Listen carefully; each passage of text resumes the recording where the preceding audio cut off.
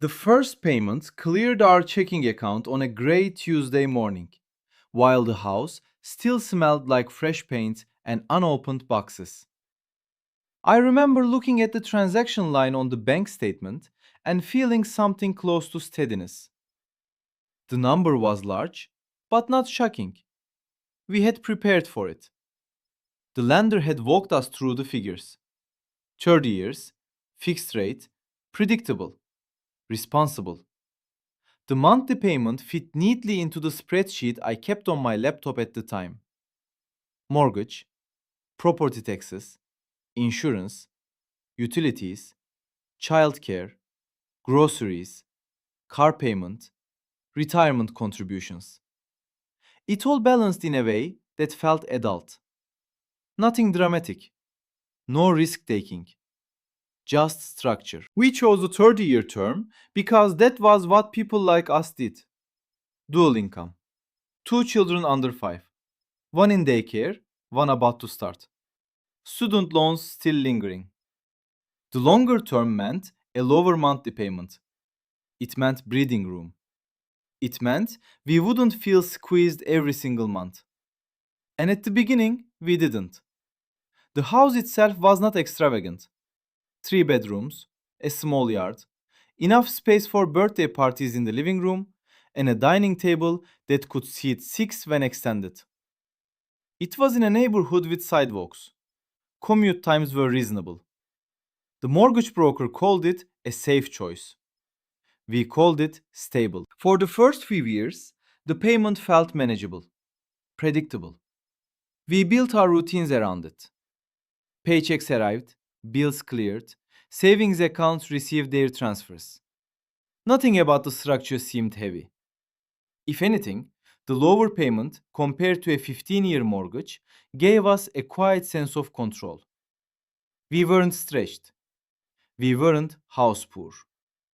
We told ourselves we had been prudent. But the calendar kept moving. Raises came slowly. Daycare expenses shifted but never really disappeared.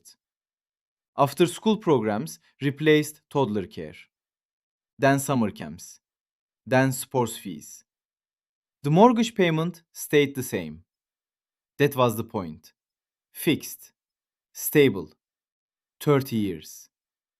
Somewhere around year 7, I logged into the loan portal to check the balance. I don't remember why. Maybe I was curious. Maybe I was just tired after a long day and wanted to feel progress. The principal had barely moved. 7 years of payments, every month on time. Thousands of dollars sent out with mechanical reliability. And the loan balance had declined. But not in a way that felt proportional to the effort. Most of those early payments had gone toward interest. We had known that, technically. The amortization schedule had shown it in small print. But seeing the remaining balance next to the original amount created a quiet pause. Nothing was wrong. This was how mortgages worked, especially 30-year ones. The math was clear from the beginning. Still, the reality felt different when viewed from inside it. By year 10, our careers looked different. Promotions had come, salaries had increased. The mortgage payment now consumed a smaller percentage of our income than it once had. In theory, that meant relief. In practice, other costs had expanded to fill the space: health insurance premiums, higher grocery bills, maintenance on a home that was no longer new to us. The roof needed minor repairs. The HVAC system required servicing. The fence had started leaning after a storm season. None of it catastrophic, just the steady maintenance of ownership. The 30-year mortgage had made the house affordable in the beginning. It had allowed us to buy without strain. But it also extended the financial tie far beyond the stage of life we were in when we signed. By year 12, the children were in middle school. College savings discussions began appearing more frequently at the dinner table, sometimes as numbers scribbled on envelopes. We increased contributions to their education accounts, The mortgage payment remained unchanged, steady as ever. There were moments when we considered refinancing. Rates dipped at one point. The news talked about homeowners reducing terms, building equity faster. We ran the numbers casually. Shorter terms meant higher payments. Higher payments meant less flexibility. And flexibility still felt important. So we stayed. The house aged alongside us. The kitchen appliances that had once felt new began to look dated. The cabinets showed wear around the handles. The carpet flattened along the hallway path. We repainted twice, replaced the dishwasher, installed new windows after noticing drafts in winter. None of these expenses were unexpected. They were simply part of the passage of time. Year 15 arrived quietly, halfway technically, except it wasn't halfway in terms of ownership. The principal balance still hovered at a level that felt substantial. We had paid consistently for a decade and a half. The house felt entirely ours in daily life, but financially, it remained heavily encumbered. Friends who had chosen 15-year mortgages talked about nearing payoff. Their monthly payments had been higher from the start, tighter, less flexible in those early years. Some had delayed vacations, others had postponed renovations. But now, they were close to owning their homes outright. We didn't resent them. We had made our own calculation. Ours had been about comfort in the early years of parenting and career building. It had made sense at the time. By year 18, the children were preparing for college entrance exams. Campus visits required flights and hotel stays. Application fees added up. We adjusted our savings again. Retirement contributions fluctuated slightly to accommodate tuition payments later on. The mortgage payment remained a constant line item, indifferent to these life stages. When our oldest moved into a dorm room, the house felt larger, quieter. The third bedroom that once held toy bins and laundry baskets now sat mostly unused. The mortgage statement, however, did not shrink with occupancy. I checked the balance again that year. It was lower, noticeably now. The amortization curve had finally begun to shift in our favor. More of each payment was reducing principal. The progress felt more tangible. But nearly 2 decades had passed to reach that point. The 30-year term had provided early stability. It had reduced monthly strain when childcare costs were highest and careers were less secure. But it also extended our financial obligation into years that looked very different from when we signed the documents. Year 20 arrived with both children in college. Tuition bills overlapped for a period. We drew from savings we had built slowly over time. The mortgage continued as usual. At that stage, we had the income to manage both, but it created a layered feeling. College payments, retirement savings catch-up contributions, and a mortgage that still had a decade remaining. There were evenings when I sat at the kitchen table after everyone had gone to bed, reviewing statements, not searching for errors, just observing the structure of it all. The loan balance declining steadily now, finally. Interest portions smaller, principal portions larger. The early years of heavy interest payments had already played out. They were not reversible.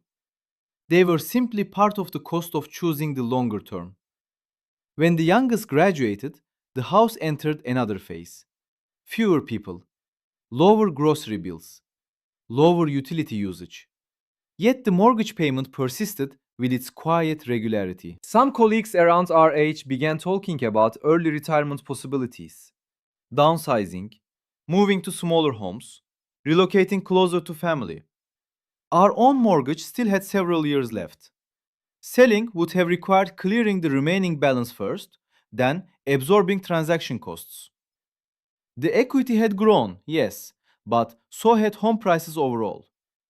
Any move would have meant re entering the market at a different valuation level. So we stayed. The house once full of noise, now carried echoes.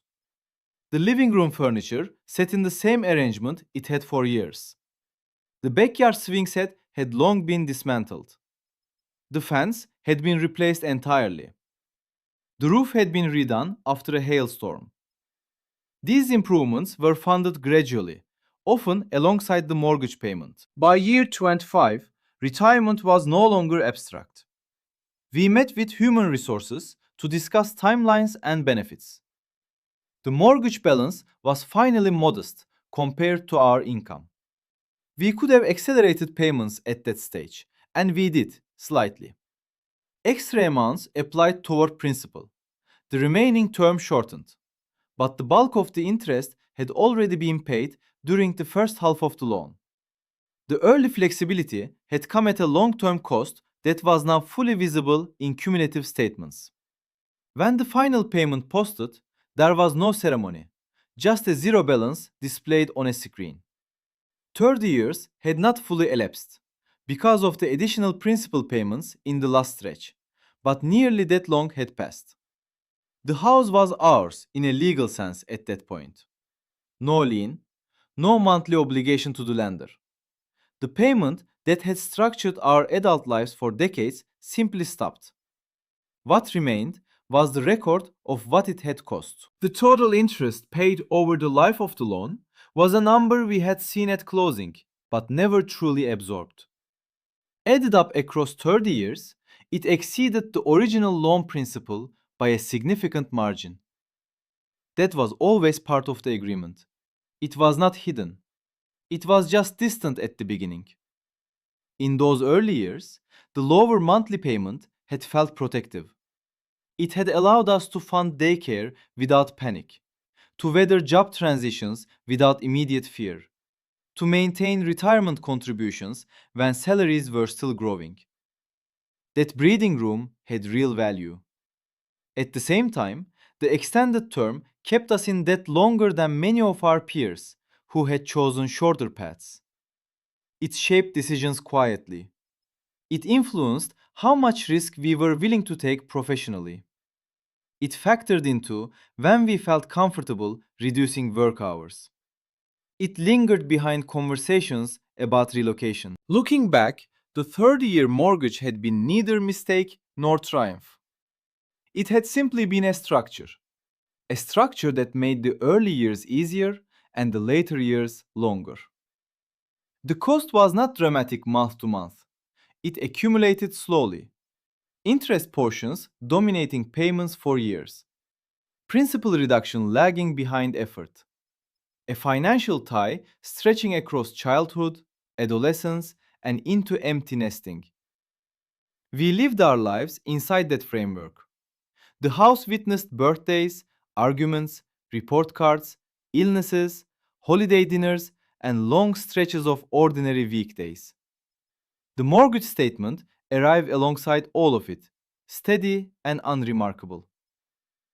When people talk about home ownership, they often focus on the moment of purchase, the keys, the closing table, the photographs in front of the door.